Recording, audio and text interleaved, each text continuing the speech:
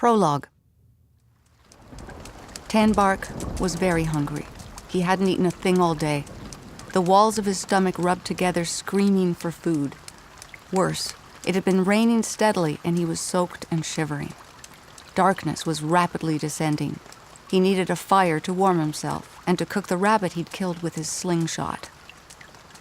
Tan pushed his matted, dull brown hair out of his eyes and leaned over a pile of wet twigs. His numb hands shook uncontrollably as he tried to ignite the cardboard match.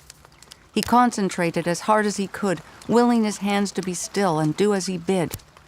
On the third try, the match bent in half. Tan grunted in frustration. He hurled the matchbook as far as he could and fell backward, spread-eagled on the ground. Life wasn't fair. After a couple of minutes, he opened his dark, hollow eyes. He gazed up through a canopy of maple leaves into the swirling sky. Drops of rain bathed his face and filled his eyes to overflowing. He clenched his fists. Nobody understood. His friends had long since deserted him. They all believed he'd gone insane. They didn't say it, but he knew. They looked at him with stupid pity, and Tan couldn't stand it. They were the ones to pity. They wanted him to be the same guy he used to be. But why? That whole life, everything he'd done and thought before the change, was fake. Sports, jobs, school, clubs, all of it fake. Just like them and their lives. They were hamsters running thoughtlessly on their little wheels, but they couldn't see it.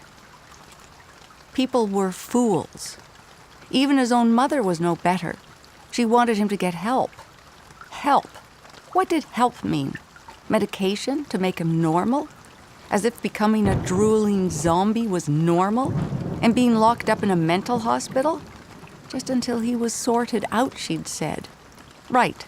Like he wanted to be imprisoned with crazy people.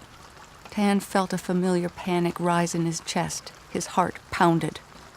And anyway, help for what? He liked the way he was now. He was so much happier, so much better, and way smarter. Tan jumped to his feet and spun, looking in all directions.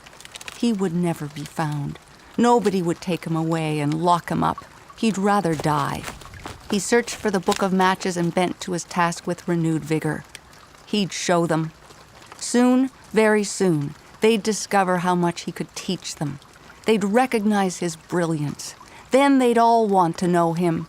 People would line up around the block to hear his words. They'd pay any amount of money to sit at his feet and glean his wisdom. He was so close to finding what he needed to find. So close.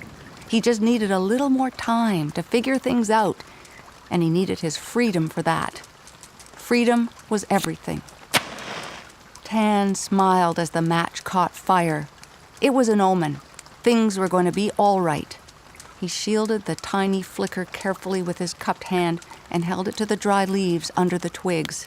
He watched with satisfaction as the leaves curled, contorted, then burst into flame. He sat on his haunches and sighed. Here, finally, among the rocks and trees of the Niagara Escarpment, he'd found a home. Here, he had the peace he needed. Here, he would discover the real purpose of his life. Here, he could find out about the other half of his family. Chapter 1. Back at Saddle Creek. Tan ran as fast as he could through the dense underbrush, back toward the safety of his makeshift camp. Somebody had seen him. He stumbled on a root and fell to his knees, panting hard. He had to get away, get back to safety. There'd been so much blood. He scrambled to his feet and ran on. So much blood. He had to get the sight of it out of his mind. 10 whole days.